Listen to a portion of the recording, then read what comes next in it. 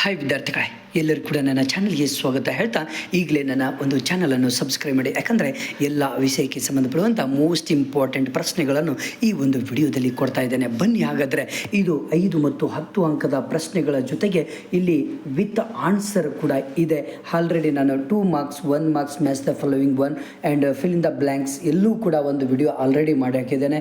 Important ಪ್ರಶ್ನೆಗಳು ಇದು 5 ಮತ್ತು 10 ಅಂಕದ ಪ್ರಶ್ನೆಗಳು ಇಂಪಾರ್ಟೆಂಟ್ ಮತ್ತು ಮ್ಯಾಪ್ ಬಗ್ಗೆ ಕೂಡ ಇಲ್ಲಿ ಕೊಡ್ತಾ ಇದ್ದೇನೆ. ಇನ್ನೊಂದು ಏನು ನಿಮಗೆ ಹೇಳಬೇಕು ಅಂದರೆ 5 ಮತ್ತು 10 ಅಂಕದ ಪ್ರಶ್ನೆಗೆ ಎಷ್ಟರ ಮಟ್ಟಿಗೆ ಉತ್ತರಗಳು ಬರೀಬೇಕು ಅನ್ನೋದು ಕೂಡ ಈ ವಿಡಿಯೋ ನೋಡೋದ್ರ ಮುಖಾಂತರ ನಿಮಗೆ ಗೊತ್ತಾಗುತ್ತೆ. ಕೊನೆವರೆಗೂ ನೋಡೋದು ಮಾತ್ರ ಮರಲಿಕ್ಕೆ ಹೋಗಬೇಡಿ. ಬನ್ನಿ ನೋಡಿ, ಮೊಟ್ಟ ಮೊದಲನೇ ಪ್ರಶ್ನೆ ಇದು ತುಂಬ ಇಂಪಾರ್ಟೆಂಟ್ ಪ್ರಶ್ನೆ ಬಂದುಬಿಟ್ಟು ಇಲ್ಲಿ ಗ್ಯಾರಂಟಿ ಇದು ಪ್ರಶ್ನೆ ಬಂದೇ ಬರುತ್ತೆ. ನೋಡಿಲಿ, ಮಹಾವೀರನ ಜೀವನ ಮತ್ತು ಬೋಧನೆಗಳನ್ನು ವಿವರಿಸಿರಿ ಅಂತ ನಿಮಗೆ ಪಿಕ್ಸ್ ಬರುವಂಥ ಪ್ರಶ್ನೆ. ನೋಡಿ, ಮಹಾವೀರನ ಜೀವನ ಮತ್ತು ಬೋಧನೆಗಳು ಫಸ್ಟಿಗೆ ನೀವು ನೋಡಿ 5 ಮತ್ತು 10 ಅಂಕದ ಪ್ರಶ್ನೆಗಳಿಗೆ ಪ್ರತಿಯೊಬ್ಬ ವಿದ್ಯಾರ್ಥಿಯೂ ಕೂಡ ಕೇಳಿ ಗಮನವಿಟ್ಟು.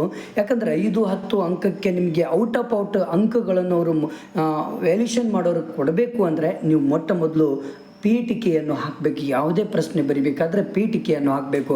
ನೋಡಿ ಹೇಗೆ ಹಾಕಿದ್ದಾರೆ, ಈ ಪ್ರಶ್ನೆ ಬಂದೇ ಬರುತ್ತೆ, ಕರೆಕ್ಟಾಗಿ ನೋಡ್ಕೊಳ್ಳಿ. ಜೈನ ಧರ್ಮ ಭಾರತದ ಪ್ರಾಚೀನ ಧರ್ಮಗಳಲ್ಲಿ ಒಂದಾಗಿದೆ. ಮಹಾವೀರನು ಜೈನ ಧರ್ಮದ 24ನೆಯ ಹಾಗೂ ಕೊನೆಯ ತೀರ್ಥಂಕರೆಂದು ಇಲ್ಲಿ ಜೈನ ಧರ್ಮದ ನಿಜವಾದ ಪ್ರಚಾರಕನೆಂದು ನಂಬಲಾಗಿದೆ. ಮಹಾವೀರ ಜೀವನ ಮತ್ತು ಬೋಧನೆಗಳು ಈ ಕೆಳಗಿನಿಂದ ಚರ್ಚಿಸಬಹುದು. ಹಾಗಾದರೆ ಇದು ಮೊದಲನೇ ಸ್ಟೆಪ್ಪು. 1 by 1 ಇವಾಗ ಏನು ಮಾಡ್ತಾ ಹೋಗ್ಬೇಕು ನಾವು, ಈ 1 by 1 ನಾವು ಅವುಗಳನ್ನು ಎಕ್ಸ್ಪ್ಲೇನ್ ಮಾಡ್ತಾ ಹೋಗ್ಬೇಕು. ಫಸ್ಟು ಆರಂಭಿಕ ಜೀವನ.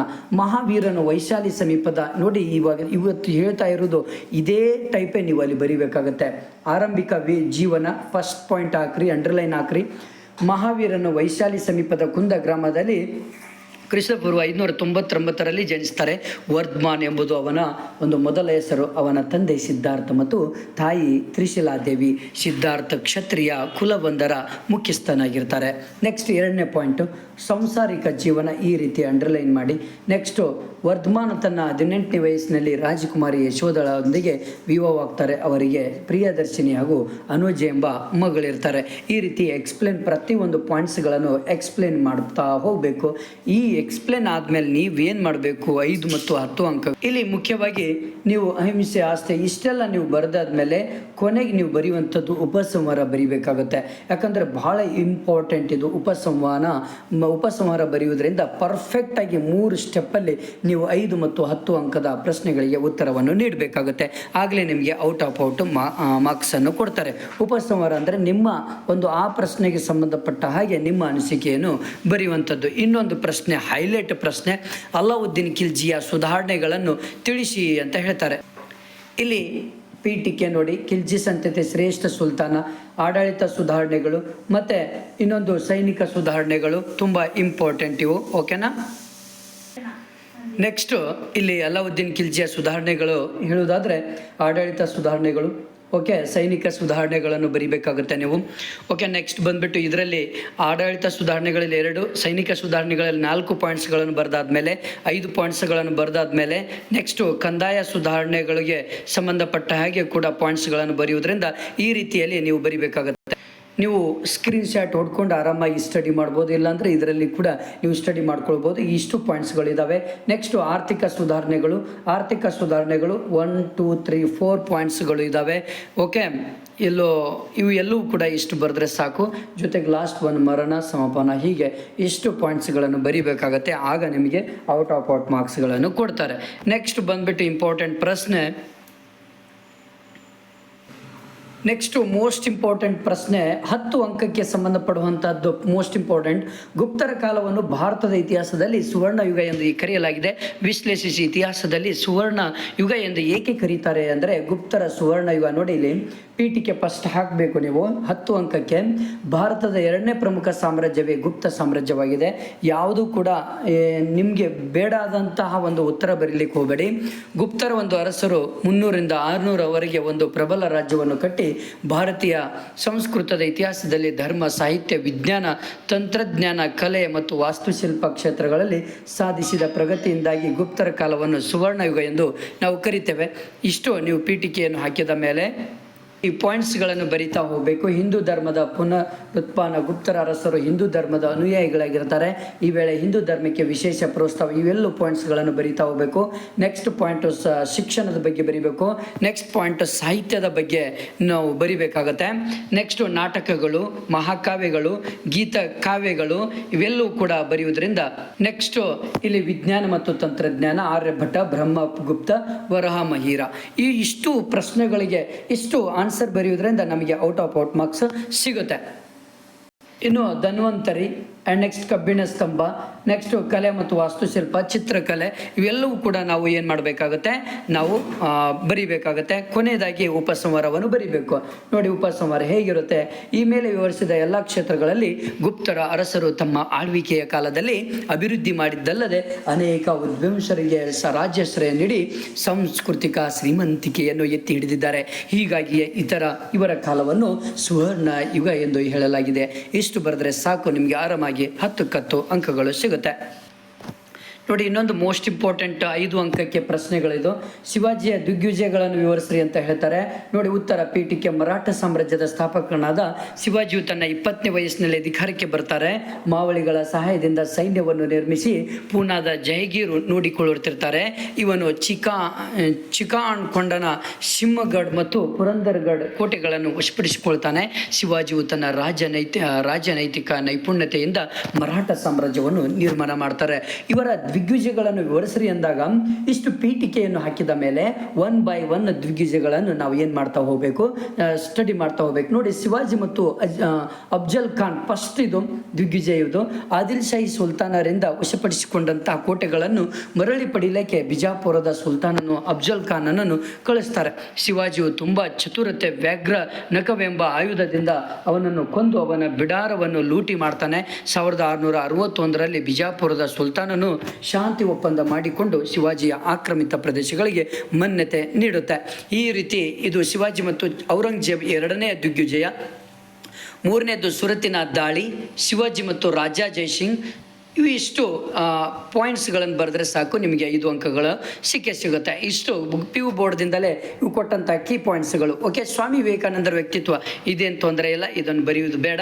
ನೆಕ್ಸ್ಟ್ ಇಂಪಾರ್ಟೆಂಟ್ ಬಂದ್ಬಿಟ್ಟು, ಇದು ಬಹಳ ಇಂಪಾರ್ಟೆಂಟ್ ಪ್ರಶ್ನೆ. ಭಾರತದ ರಾಷ್ಟ್ರೀಯತೆಯ ಬೆಳವಣಿಗೆಯ ಪ್ರಮುಖ ಅಂಶಗಳನ್ನು ವಿವರಿಸ್ರಿ ಅಂತ ಕೇಳ್ತಾರೆ. ಒಂದು ಆರ್ಥಿಕ ಶೋಷಣೆ, ಏಕರೂಪ ಆಡಳಿತ ನೀತಿ, ಬ್ರಿಟಿಷರ ಶೈಕ್ಷಣಿಕ ನೀತಿ, ಜನಾಂಗೀಯ ವಿಭೇದ ನೀತಿ. ಇವೆಷ್ಟು ವಿತ್ ಆನ್ಸರ್ಸ್ಗಳನ್ನು ಕೂಡ ಕೊಟ್ಟಿದ್ದೇನೆ. ಇಲ್ಲಿ ರಾಜಕೀಯ ಕಾರಣ ಮತ್ತು ಪತ್ರಿಕೆಗಳ ಪಾತ್ರ ಇವೆಲ್ಲೂ ಕೂಡ ಬರಿಬೇಕಾಗುತ್ತೆ. ಈ ಒಂದು ಪ್ರಶ್ನೆ ತುಂಬಾ ಇಂಪಾರ್ಟೆಂಟ್. ಬುದ್ಧನ ಜೀವನ ಮತ್ತು ಬೋಧನೆಗಳನ್ನು ವಿವರಿಸ್ರಿ ಅಂತ ಹೇಳ್ತಾರೆ. ಬಹಳ ಅಂದರೆ ಬಹಳ ಇಂಪಾರ್ಟೆಂಟ್. ಇದು ಇಷ್ಟು ಪೋಯಿಟಿಕೆಯನ್ನು ಹಾಕಬೇಕಾಗುತ್ತೆ.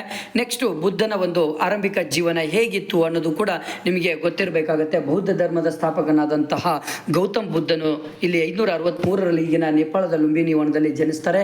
ಈತನ ಮೊದಲ ಹೆಸರು ಸಿದ್ಧಾರ್ಥ, ತಂದೆಯ ಹೆಸರು ಶುದ್ಧೋಧನ. ಇವೆಲ್ಲವೂ ಕೂಡ ಬಹಳ ಇಂಪಾರ್ಟೆಂಟ್ ಪ್ರಶ್ನೆ ಬಂದ್ಬಿಟ್ಟು. ಓಕೆನಾ, ನೆಕ್ಸ್ಟ್ ಬಂದ್ಬಿಟ್ಟು ಇಲ್ಲೂ ನೋಡಿ ಮಹಾಪರಿತ್ಯಾಗ, ಧರ್ಮಚಕ್ರ ಪರಿವರ್ತನ, ಇವೆಲ್ಲೂ ಕೂಡ ಬುದ್ಧನ ಬೋಧನೆಗಳು 4 ಮೂಲ ತತ್ವಗಳಿದ್ದಾವೆ. ಇವುಗಳನ್ನು ಕೂಡ ಬರಿಬೇಕು. ಅಷ್ಟಾಂಗ ಮಾರ್ಗಗಳು, ಉಪಸಂಹಾರ, ಕೊನೆಯದಾಗಿ ಉಪಸಂಹಾರವನ್ನು ಬರಿಬೇಕಾಗುತ್ತೆ.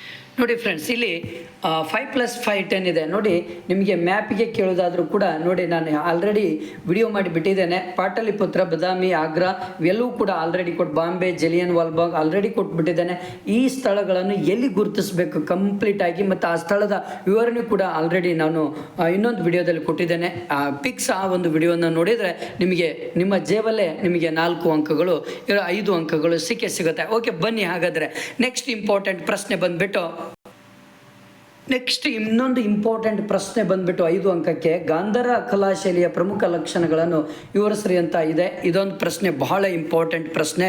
ಈ ರೀತಿಯಲ್ಲಿ ನೀವು ಆನ್ಸರನ್ನು ಬರಿಬೇಕಾಗತ್ತೆ. ನೋಡಿ, ಗಾಂಧಾರ ಶೈಲಿಯ ಪ್ರಮುಖ ಲಕ್ಷಣಗಳು: 1, ಹಳೆತ್ತರದ ಮೂರ್ತಿಗಳ ನಿರ್ಮಾಣ, ಸೂಕ್ಷ್ಮ ಕೆತ್ತನೆಯ ಕೆಲಸ, ಮೂರ್ತಿಗಳಿಗೆ ಮೆರುಗು, ಅರಳುಗಚ್ಚು ಕಲ್ಲಿನ ಬಳಕೆ, ಗ್ರೀಕ್ ತಾಂತ್ರಿಕತೆ ಇವೆಲ್ಲವೂ ಕೂಡ ಬರಿಬೇಕಾಗತ್ತೆ.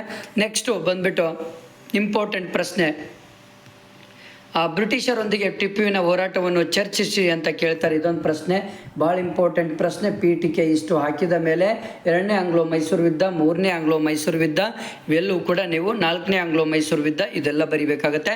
ಭಾಳ ಇಂಪಾರ್ಟೆಂಟ್ ಇನ್ನೊಂದು ಪ್ರಶ್ನೆ, ಬ್ರಿಟಿಷರ ಆಡಳಿತವು ಭಾರತೀಯ ಶಿಕ್ಷಣದ ಮೇಲೆ ಬೀರಿದ ಪ್ರಭಾವವನ್ನು ಬರೀರಿ. ಇದು ಭಾಳ ಇಂಪಾರ್ಟೆಂಟ್ ಪ್ರಶ್ನೆ. ಇದು ಪೀಠಿಕೆ ಇಷ್ಟು ಹಾಕೊಳ್ಬೇಕಾಗತ್ತೆ. ಇದಕ್ಕೆ ಸಂಬಂಧಪಟ್ಟ ಹಾಗೆ ಇಲ್ಲಿ ಆನ್ಸರ್ ಇದೆ. ಒಂದು ಥಾಮಸ್ ಮೆಕಾಲಿಯ ವರದಿ 1835, ಇದೊಂದು ಪಾಯಿಂಟ್ ಬರೀಬೇಕಾಗತ್ತೆ ನೀವು. ನೆಕ್ಸ್ಟ್ ಚಾರ್ಲ್ಸ್ ವುಡ್ನ ವರದಿ 1854, ಇದೊಂದು ಪ್ರಶ್ನೆ ನೀವು ಇದು ಒಂದು ಬರೀಬೇಕಾಗತ್ತೆ. ನೆಕ್ಸ್ಟ್ 10 ಅಂಕಗಳಿಗೆ ಸಂಬಂಧಪಡುವ ಹಾಗೆ ತುಂಬ ಇಂಪಾರ್ಟೆಂಟ್ ಪ್ರಶ್ನೆ, 6ರ ರಾಜಕೀಯ, ಸಾಮಾಜಿಕ, ಆರ್ಥಿಕ ಮತ್ತು ಧಾರ್ಮಿಕ ಸ್ಥಿತಿಯನ್ನು ಕುರಿತು ಬರೆಯಿರಿ. ಇದೊಂದು ಪ್ರಶ್ನೆ ಬಹಳ ಇಂಪಾರ್ಟೆಂಟ್ ಪ್ರಶ್ನೆ, ಇದೊಂದು ಓದ್ಕೊಂಬಿಡಿ ಸಾಕು. ಓಕೆನಾ. ನೆಕ್ಸ್ಟು ಇನ್ನೊಂದು ಇಂಪಾರ್ಟೆಂಟ್, ಭಾರತದ ರಾಷ್ಟ್ರೀಯ ಚಳುವಳಿಯಲ್ಲಿ ಗಾಂಧೀಜಿಯವರ ಪಾತ್ರವನ್ನು ಚರ್ಚಿಸಿರಿ ಅಂತ ಕೇಳ್ತಾರೆ. ಇದು ಬಹಳ ಇಂಪಾರ್ಟೆಂಟ್ ಪ್ರಶ್ನೆ ಕೂಡ, ಇದೊಂದು ಸ್ಟಡಿ ಮಾಡ್ಕೊಳ್ಳಿ ಯಾಕಂದರೆ ತುಂಬ ಇಂಪಾರ್ಟೆಂಟು. ಹಲವಾರು ಪಾಯಿಂಟ್ಸ್ 1919 ಜಲಿಯನ್ ವಾಲ್ಬಾಗ್ ಹತ್ಯಾಕಾಂಡ, ಖಿಲಾಫತ್ ಚಳುವಳಿ, ಅಸಹಕಾರ ಚಳುವಳಿ, ಇವೆಲ್ಲವೂ ಕೂಡ ಮೋಸ್ಟ್ ಇಂಪಾರ್ಟೆಂಟ್ ಪ್ರಶ್ನೆಗಳು ವಿತ್ ಆನ್ಸರ್ ಇದೆ. ಕರೆಕ್ಟಾಗಿ ಇಲ್ಲಿ ಎಷ್ಟು ಆನ್ಸರ್ ಇದೆ ಅಷ್ಟೇ ನೀವು ಅಲ್ಲಿ ಬರ್ಕೊಂಡ್ಬಿಟ್ರೆ ಸಾಕು, ಆರಾಮಾಗಿ ನೀವು ಔಟ್ ಆಫ್ ಔಟ್ ತೊಗೊಳ್ಬೋದು ಮಾರ್ಕ್ಸನ್ನು. ಓಕೆನಾ. ಇಲ್ಲಿ ಉಪಸಂಹಾರ ಕೂಡ ಇಲ್ಲಿ ಕೊಟ್ಟಿದ್ದೇವೆ. ಮತ್ತು ಮ್ಯಾಪಿಗೆ ನಿಮಗೆ ತುಂಬ ಇಂಪಾರ್ಟೆಂಟ್ ಇದೆ ನೋಡಿ, ಘಟನೆಗಳನ್ನು ಕಾಲಾನುಕ್ರಮದಲ್ಲಿ ಬರೀರಿ. ಇದು ಒಂದು ಕೂಡ ಓದ್ಕೊಳ್ಳಿ. ನೆಕ್ಸ್ಟ್ ಇಲ್ಲಿ ಘಟನೆಗಳು ನೋಡಿ, ನಿಮ್ಮ ಒಂದು ಭೂಪಟದಲ್ಲಿ ಗುರುತಿಸೋದು ಪಾಟ್ಲಿಪುತ್ರ, ಹಳೆಬೀಡು, ದೇವಿಗಿರಿ, ಪಾಂಡಿಚೇರಿ, ಮಿರತ್ ಇವೆಲ್ಲೂ ಕೂಡ ಆಲ್ರೆಡಿ ಹೇಳಿಬಿಟ್ಟಿದ್ದೇನೆ. ನೆಕ್ಸ್ಟ್ ಇಂಪಾರ್ಟೆಂಟ್ ಪ್ರಶ್ನೆ ಬಂದುಬಿಟ್ಟು ಇನ್ನೊಂದು ಇಂಪಾರ್ಟೆಂಟ್ ಹೈಲೈಟ್ ಕ್ವಶನ್ ಇದ್ರೆ ಇನ್ನೂ ಎರಡು ಕ್ವಶನ್ಸ್ಗಳನ್ನು ಹೈಲೈಟ್ ಕೊಡ್ತಾನೆ. ಒಂದು, ಅಲಾವುದ್ದೀನ್ ಖಿಲ್ಜಿಯ ಸುಧಾರಣೆಗಳನ್ನು ಸಂಕ್ಷಿಪ್ತವಾಗಿ ವಿವರಿಸಿರಿ. ಪೀಠಿಕೆ, ಖಿಲ್ಜಿ ಸಂತತಿಯ ಶ್ರೇಷ್ಠ ಸುಲ್ತಾನನಾದ ಅಲಾವುದ್ದೀನನು ಪ್ರಬಲ ಸಮರ್ಥ ಆಡಳಿತ ನಾಗರಾಗಿರ್ತಾನೆ. ಇಷ್ಟು ನೀವು ಪೀಠಿಕೆಯನ್ನು ಹಾಕಿದ ಮೇಲೆ ಆಡಳಿತ ಸುಧಾರಣೆಗಳನ್ನು ಮೊಟ್ಟ ಮೊದಲು ನೀವು ಬರಿಬೇಕಾಗುತ್ತೆ. ಬರೆದಾದ್ಮೇಲೆ ಸೈನಿಕ ಸುಧಾರಣೆಗಳನ್ನು ಬರಿಬೇಕು. ಇಷ್ಟು ಸೈನಿಕ ಸುಧಾರಣೆಗಳು ಇದ್ದಾವೆ. ನೆಕ್ಸ್ಟ್ ಬಂದುಬಿಟ್ಟು ಕಂದಾಯ ಸುಧಾರಣೆಗಳಿದ್ದಾವೆ, ಆಮೇಲೆ ಆರ್ಥಿಕ ಸುಧಾರಣೆಗಳು. ನೆಕ್ಸ್ಟ್ ಸೋರಿಕೆ ಸಿದ್ಧಾಂತವನ್ನು ಕುರಿತು ಬರೆಯಿರಿ. ಇದೊಂದು ಭಾಳ ಇಂಪಾರ್ಟೆಂಟ್, ಇದೊಂದು ಓದ್ಕೊಂಬಿಡಿ. ನೆಕ್ಸ್ಟ್ ಬಂದುಬಿಟ್ಟು ಲಾಸ್ಟ್ ಇಂಪಾರ್ಟೆಂಟ್ ಪ್ರಶ್ನೆ, ಇನ್ನೊಂದು ಇಂಪಾರ್ಟೆಂಟ್ ಹೈಲೈಟ್, ಅಶೋಕನ ಜೀವನ ಮತ್ತು ಸಾಧನೆಗಳನ್ನು ವಿವರಿಸಿರಿ. ಭಾಳ ಹೈಲೈಟ್ ಕ್ವಶನ್ ಇದು ಕೂಡ, ಪೀಠಿಕೆ ಇಷ್ಟು ಹಾಕ್ಕೊಳ್ಬೇಕಾಗುತ್ತೆ.